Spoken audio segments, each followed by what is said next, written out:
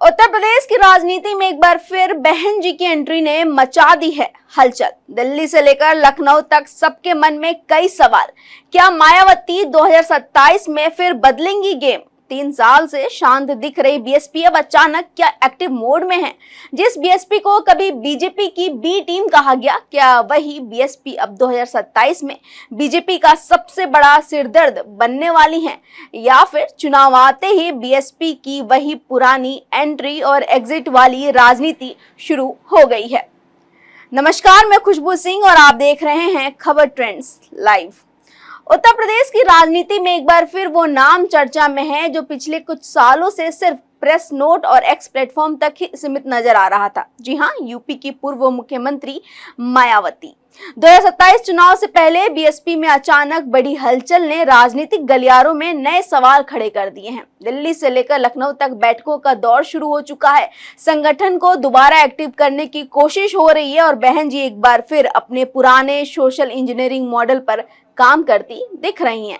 लेकिन सबसे बड़ा सवाल तो यही है कि क्या मायावती सच में वापसी की तैयारी कर रही हैं, या फिर चुनाव आते ही बीएसपी की वही पुरानी एंट्री करो और वोट काटो वाली राजनीति शुरू हो गई है। दरअसल विपक्ष लंबे समय से बीएसपी पर एक बड़ा आरोप लगाता रहा है कि बहन जी बीजेपी पर उतना आक्रामक हमला नहीं करती जितना समाजवादी पार्टी और कांग्रेस पर करती हैं। यही वजह है कि एक वक्त पर बीएसपी को बीजेपी की बी टीम तक कहा गया। हालांकि बीएसपी हमेशा इन आरोपों को खारिज करती रही, लेकिन हर चुनाव के बाद ये बहस फिर शुरू हो जाती है कि बीएसपी का फायदा आखिर किसे मिलता है। अब अगर राजनीतिक गणित देखें तो बीएसपी के एक्टिव होने से सिर्फ बीजेपी ही नहीं, समाजवादी पार्टी की भी टेंशन बढ़ सकती है, क्योंकि अखिलेश यादव का पीडीए फॉर्मूला तभी मजबूत बनता है जब दलित वोट उनके साथ जाए। अगर जाटव वोट दोबारा बीएसपी की तरफ लौटता है तो एसपी की कई सीटों का गणित बिगड़ सकता है।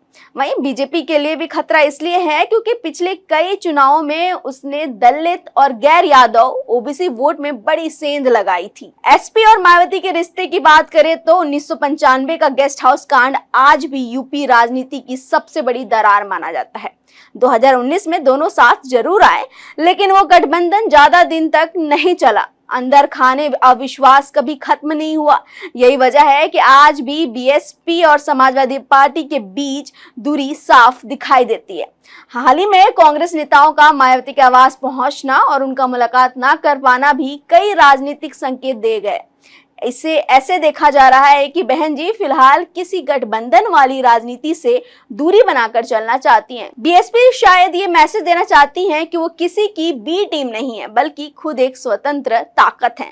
लेकिन सच्चाई ये भी है कि बीएसपी की सबसे बड़ी समस्या अब सिर्फ वोट नहीं, बल्कि ग्राउंड पर कमजोर होती मौजूदगी है। एक समय था जब गांव-गांव बीएसपी का कैडर दिखता था। आज बहन जी का बयान तो आता है, लेकिन पार्टी सड़क पर कम नजर आती है।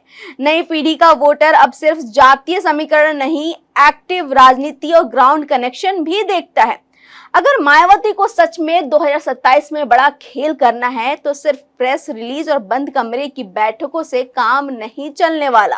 उन्हें सड़क पर उतरना ही होगा, युवाओं को जोड़ना ही होगा और नए चेहरे लाने ही होंगे। और सबसे जरूरी, बीएसपी को वोट कटवा पार्टी वाली छवि से बाहर निकलना होगा। अगर बीएसपी और बीजेपी के दोबारा साथ आने की बात की जाए तो राजनीति में कुछ भी असंभव नहीं माना जाता।